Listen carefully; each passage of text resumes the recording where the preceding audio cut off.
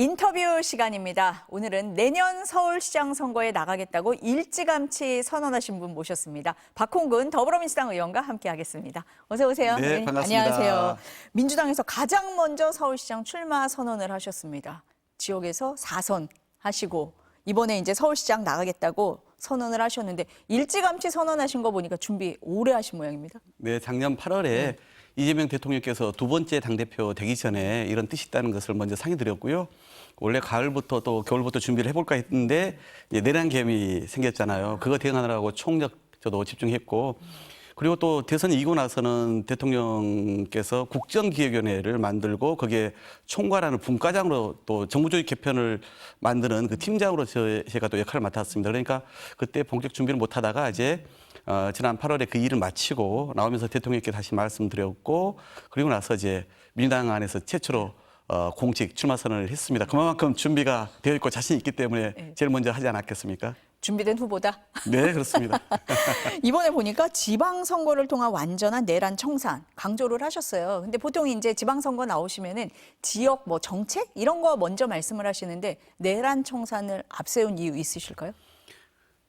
내년 지방선거는 뭐니 해도 이 내란으로 인한 국가의 비정상화 시스템을 바로잡는 것이 분명합니다. 그런 점에서 첫 번째 의미는 윤석열 내란 우두머리와 또 거기에 부역하거나 동조했던 사람에 대해서 사법적으로는 지금 심판의 과정이 있지 않습니까? 그런데 대선에서 1차 정치적 심판을 받았음에도 불구하고 여전히 국민의힘은 반성을 않고 있다고 봐야 되지 않습니까? 그런 점에서 봤을 때의 내년 선거의 의미는 그런 측면이 있다. 그러나 무엇보다 국민들은 거기에다가 더 대통령께서 참 일 열심히 하고 계시는데 외교 안보 민생경제 살리기 위해서요.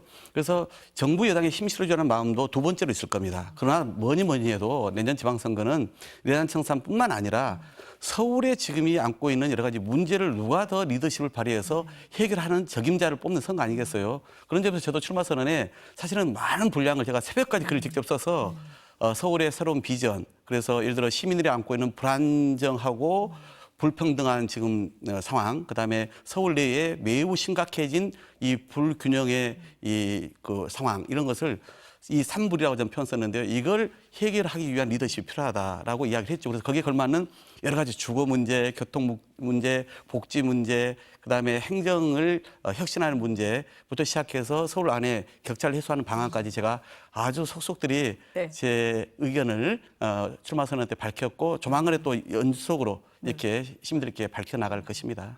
지금 제일 먼저 출마 선언을 하셨는데 민주당에서 보니까 한 8분, 9분 정도 거론이 되시더라고요. 아까 지금 적임자라는 말씀을 하셨는데 가장 큰 경쟁력 이거다. 뭡니까? 저는 아무래도 이재명 정부가 성공하기 위해서 서울시장 선거는 결코 놓쳐서는 안 되는 거거든요. 그리고 내년 시장 선거를 포함해서 지방선거에서 민주당이 이겨야 4년 남은 국정의 동력을 확보할 수 있는 것입니다. 따라서 그 지방선거 승리의 가름자가 될 서울 선거를 가장 잘 치러야 되는 것이고, 이를 통해서 대통령과 강력한 팀워크, 호흡을 잘 맞춰서 그래서 국정을 안정적으로 뒷받침해야 되지 않겠습니까? 그동안 제가 삼선 국회의원 중에서 또 서울적 국회의원 중에서 2021년도에 당시에 가장 먼저 공개 지선을 하고 이재명 대통령을 후보로 만들고 비서실장으로서 그래서 대선을 치른 바가 있지 않습니까? 또 당대표 하실 때 원내대표로서 윤석열 정부의 그런 이 정치 탄압 그리고 또 폭정에 함께도 손맞잡고 잘 대응을 했던 경험이 있단 말이죠. 그리고 이런 것을 가지고 또 아까 말씀드린 이재명 정부 5개년의 국정 계획을 다 설계한 사람 아닙니까? 그런 준비된 걸 가지고 서울을 잘 끌어갈 수가 있다라는 말씀을 드리고 싶은 거고, 여기에다가 서울은 늘 보면은 유능하면서도 품격 있는 시장을 원한다 생각합니다. 그래서 너무나 정치적 색깔만 강한 사람이 아니라 서울 시민이 안고 있는 문제, 그리고 더 나아가서는 서울의 구조적 문제를 해결할 수 있는 그런 품격 있는 안정감 있는 지도자를 원한다. 그런 점에서 좀 강점이 있다 생각하고, 하나만 더 말씀드리면 제가 당에서 경제적 약자를 대변하는 을지로위원장, 을 지키는 민생실천위원장을 하면서 전장 현장을 누비면서 조정 역할을 많이 했거든요. 갈등을 많이 해결했거든요. 또 동물복지 문제나 청년 문제도 제가 국회 역사상 최초로 의원 연구단체를 만들어서 많은 성과를 냈습니다. 그런 문제를 서울 시민의 삶에 접목시키면 많은 성과를 낼 수 있을 거란 자신감, 이런 게 제 장점입니다. 장점 너무 많으신데요. 아니 근데 지금 말씀을 들어보니까 이재명 대통령하고도 굉장히 가까우시잖아요. 네. 호흡을 맞추면서 일도 많이 하셨잖아요. 네. 그런데 아유 지금 공교롭다고 해야 되나요? 어제 이재명 대통령이 정원호 성동구청장 너무 공개적으로 칭찬하셨거든요. 네. 어떻게 보셨어요? 뭐 저희들도 나중에 칭찬할 기회가 오겠죠.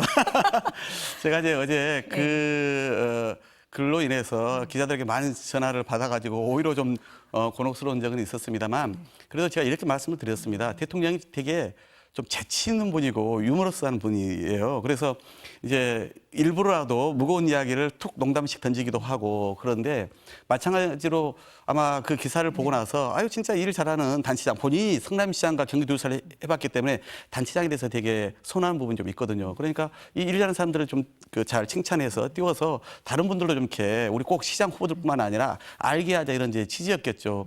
근데 그로 인해서 이제 많이 주목받으니까 상대적으로 저희들 입장에서는 더구나 이제 이재명 대통령과 오랜 호흡을 맞춰온 사람이고 공식 출마를 먼저 한 사람인데 제 입장에서는 그런 점에서 좀 당혹스럽습니다만 또 개인적으로는 좀 부럽기도 했습니다만은 그래도 대통령께서 특정인을 염두에 두고 의도적으로 띄워주기 위한 것은 아니다라고 생각이 들고요.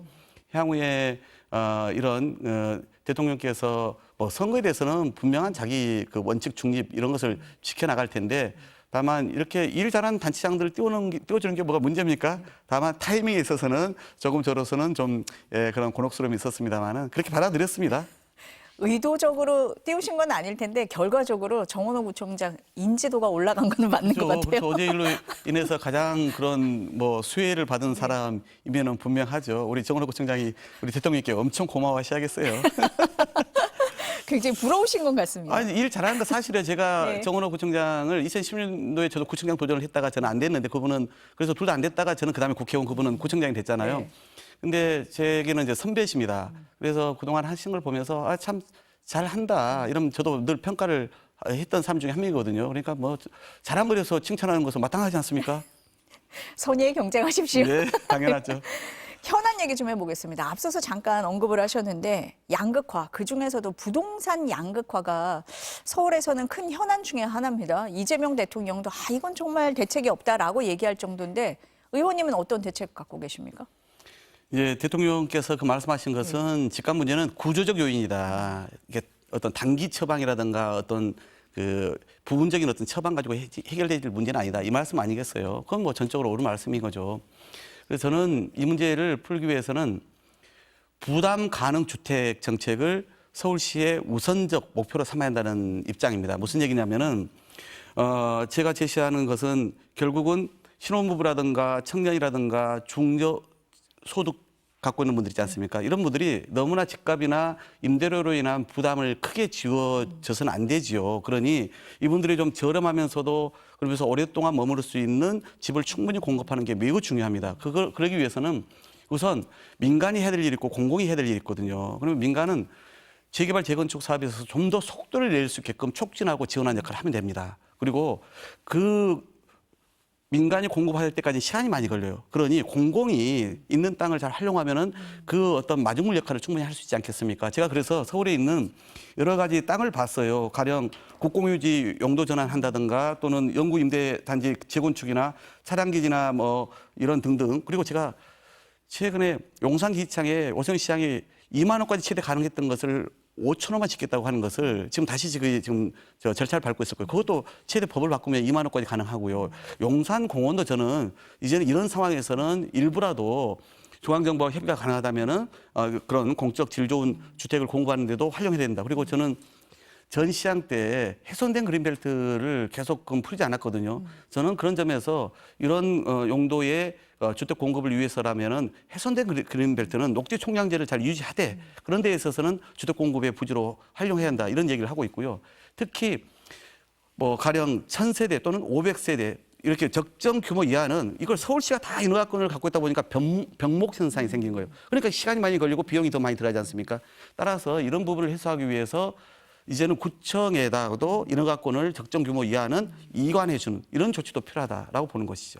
서울 샅샅이 돌아다니신 것 같아요. 네, 훨씬 더 구체적인 14만 호가 가능하다는 이 통계 수치도 제가 안을 용적률까지 포함해서 갖고 있는데 그건 나중에 이제 점차 제가 시민들에게 좀 설명할 예정입니다. 공공이 공급하는 부분에 대해서 조금 초점을 맞추면서 속도를 내겠다. 네. 이런 말씀으로 이해를 하겠습니다. 오세훈 시장 말씀하시니까 한강버스라든지 종묘 인근 개발 논란이 됐잖아요. 어떤 의견 갖고 계십니까?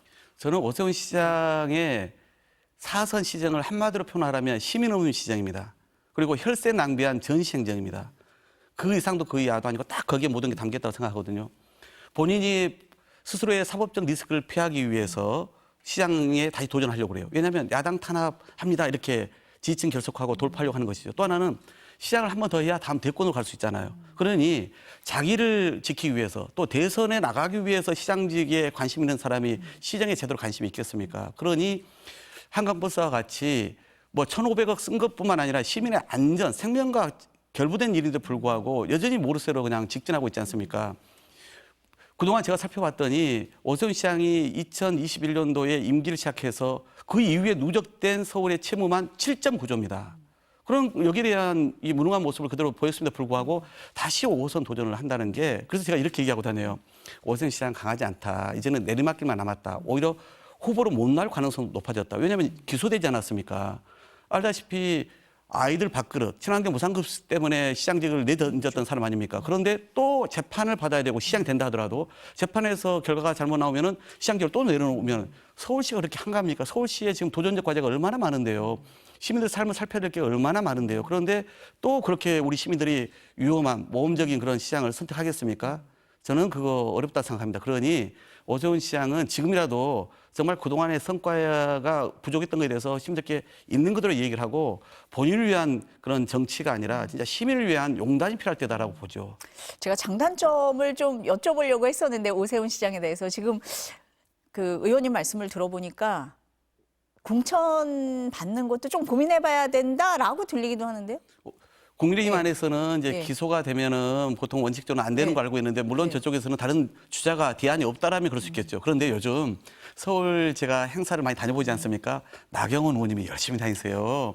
또 모소인데도 불구하고 법사위 간사를 뭐 아둥바둥 맡으려고 하시잖아요. 그러면서 그 안에서 아주 강성 발언을 많이 내놓고 있어요.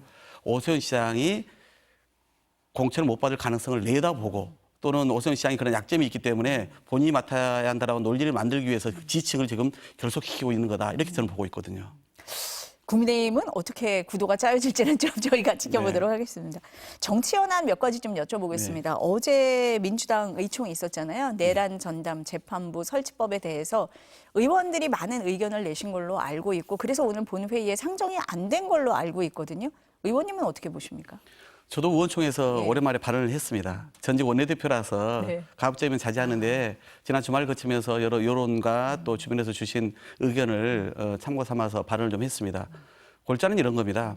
재판부 스스로 이 불신의 상황을 초래한 것은 맞다. 그러니 내란을 전담할 재판부 필요하다. 저도 거기에 동의를 하고요. 다만 그 과정에서 우리가 한치의 오차나 실수도 있어서는 안 된다. 잘못했을 때 우리에게 닥칠 여러 가지 후과가 너무 크기 때문이죠. 가령 조국 혁신당이 지금 반대하고 있지 않습니까? 그런데 우리 혼자 처리할 수가 없기 때문에 왜냐하면 필리버스터를 종료해야 표결할 수 있지 않습니까? 그러니까 어떤 식으로는 조국 혁신당을 설득을 해야 되는 숙제가 현실적으로 놓여 있고요. 더 나아가서는 만약에 이 법이 처리됐을 때 지금 뭐 법관회의라든가 사법부에서는 유연성이 있다고 계속 얘기를 하지 않습니까? 당연히 본인들이 이로 인해서 유언 신청을 하거나 아니면 가처분 신청을 할 경우에 재판이 중단되거나 장기화될 가능성이 매우 농후한 거잖아요. 그러니 훨씬 더 전국에 혼란이 빚어질 가능성이 있기 때문에 제가 말씀드린 것은 하자. 다만 밖에서도 여러 전문가들이 얘기하는 것처럼 2심부터 하는 게 어떻겠냐. 이렇게 말씀을 좀 드렸고요. 그리고 그 사이에 우리가 보다 충분히 조국 혁신당뿐만 아니라 법조계와 시민단체의 의견을 좀 수렴해서 보완해 나가자. 이렇게 좀 말씀을 제가 의총에서 드렸고 어제 대체로 그렇게 결정이 된 것입니다. 그러니까 필요성에 대해서는 공감을 하지만 위헌 소지를 남기지 않는 것이 더 우선이다. 이런 그렇습니다. 부분에 좀 힘을 실으신 그러니까 것 같네요. 사법부는 분명 반성을 해야 됩니다. 네. 그러니까 지난 내란 과정에서 본인들이 보여준 그 어정쩡한 무책임한 모습부터 시작해서 이재명 대통령의 공직선거법 파기 환송 그리고 또 내란 소개를 풀어준 모습 그리고 지금 재판도 마치 무슨 그 연애 오락실처럼 웃으면서 진행하는 모습 어떻게 우리가 믿을 수가 있겠습니까? 그러니 당연히 내란 재판부와 같이 이 문제에 대해서 해야 되는데 과거에 전두환의 사례가 있습니다. 12.12 사태 이 쿠데타 이후에 전두환과 관련된 재판을 당시 수석 고등판사들 2명을 맡겨가지고 매우 신속하게 대법원장이 지시를 해서 그래서 전체 기간이 1심까지는 8개월 걸렸고 최종 대법원까지 그 20개월 정도 걸린 걸로 제가 알고 있습니다. 그런데 지금은 뭡니까? 그러니까 이러니 우리가 사법부를 믿을 수가 없는 것이죠. 그러니까 사법부는 이 유연성에 있다는 얘기를 하기 전에 자기들이 반성하는 모습과 함께 그러면 재판을 앞으로 더 신속 공정하게 어떻게 하겠다라고 하는 것을 내놔야지 국민들이 납득하지 않겠습니까? 그러니까 내란 전담 재판부 얘기가 왜 나왔는지 사법부가 먼저 돌아볼 필요가 있다. 그렇습니다. 이 얘기는 정말 많이 하시는 것 같아요. 정청래 대표가 이제 이달에 3대 특검이 모두 끝나면 2차 특검을 해야 된다라고 얘기하고 있습니다. 의원님은 어떻게 생각하세요? 이번 3대 특검이 수사의 기간과 그다음에 대상 또 수사 인원 이런 데 있어서 한계가 있었습니다. 물론 최선을 다했다고 봅니다. 그러나 알다시피 이 수사에 있어서 미진한 것도 있었거든요. 가장 얘기를 많이 하는 것이 김건희와 관련된 양평고속도로 문제라든가 또는 자기 수사 사건을 보고 또는 수사팀을 교체하고 또는 뭐 김혜경 또 김정숙 여사에 대해서 수사를 왜 안 하냐라고 독촉하고 이런 문제도 있었고요. 김건희 여사가 과연 그러면은 이 내란 계엄에는 과연 관여하지 않았냐 이런 의혹도 있고요. 그거 외에도 여러 가지 미진한 부분이 있기 때문에 저는 특검이 최종 수사 결과를 발표하면서 국민들께 여러 가지 인력과 그다음에 기간 대상 때문에 이러이러한 부분은 우리가 다 마무리를 하지 못했습니다라고 국민들께 있는 그대로 얘기를 해주시는 게 좋겠다. 그리고 우리 당도 마찬가지로 그런 것에 기반해서 국민들께 충분히 왜 추가적인 종합특검이 필요한지 국민들 입장에서는 이런 국가적인 중대사 앞으로 헌정 질서에 결코 나와서는 안 될 그런 사안이기 때문에 낱낱이 오고 없이 파헤치는 것을 원하지 않겠습니까? 그러니까 오늘 모 신문사 여론조사에 한 58% 정도가 필요하다고 얘기를 하고 있는 거 아니겠어요? 그러니까 저는 그런 점에서 필요하다라고 보는 거고 그런 과정을 거치면 좋겠다라고 생각하는 것이죠. 일단 특검이 종료가 되면 수사 결과를 발표할 테니까 그것을 좀 자세하게 설명을 하고 그 필요성에 대해서 국민적인 공감대를 얻으면 충분히 할 수 있다라고 네. 보시는 거네요. 네. 오늘 본회의에 원래 필리버스터 제안법도 올라갈 예정이었는데 상정을 안 했잖아요. 네. 안 하는 쪽으로 가닥이 잡힌 겁니까? 이 사안은 어떻게 보세요?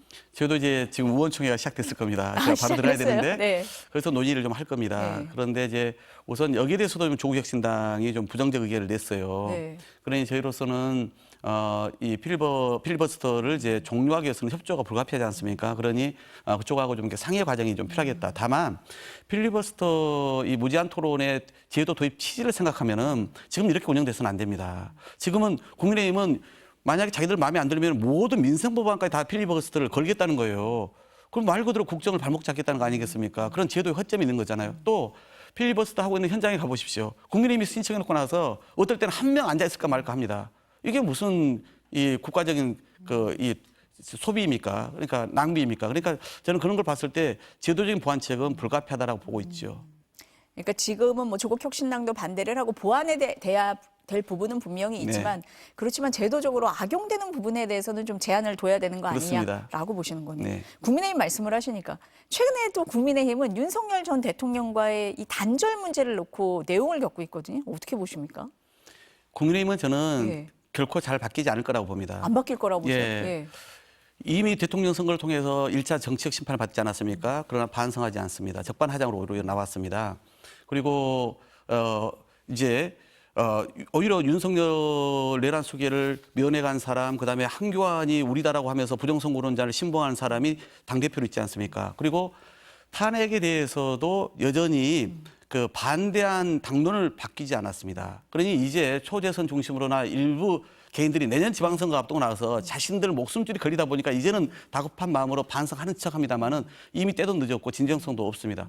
박근혜 당시 차떼기 때 그럴 때는 선박당사 치고요. 그리고 당명도 바꾸고 지도부도 아예 교체하지 않았습니까? 그런 모습을 보이면서 1년, 2년 해야 사람들의 마음이 열리죠. 이렇게 그때보다 1000배, 1000배 더 유중한 일을 저질렀음에도 불구하고 반성하지 않는 모습에 국민들이 어떻게 기대를 하겠습니까? 저는 계속 콘크리트 지층인 한 15% 내외의 그런 유권자, 그런 지층들만 결속시키면은 자기들이 다음에 기회가 온다라고 생각하는 그런 협소한 우둔한 생각에 여전히 미몽에 사로잡혀 있다 이렇게 보고 있습니다. 쉽게 바뀌지 않을 거다 이렇게 보시는 것 같습니다. 시간이 다 돼서요. 서울시장 후보로 활동하시는 모습 잘 지켜보도록 하겠습니다. 예, 대통령께서 저에게도 처음 제가 도전할 때 우리 박홍근 의원님 원내대표는 일을 참 잘하시기 때문에 시장 맡으시면 제대로 잘 이끌어 가실 것이다 이렇게 덕담을 해주신 적이 있거든요. 네. 저는 그 마음을 지금도 잘 기억하고 있습니다. 그런 것을 잊지 않고 시민들과 더 소통하면서 대안을 내놓는 이런 비전과 정책의 밝은 그런 후보로서 모습 잘 보여드리겠습니다. 정원호 구청장보다 먼저 칭찬받았다 이 말씀을 듣겠습니다. 네, 오늘 말씀 여기까지 듣겠습니다. 감사합니다. 네, 고맙습니다.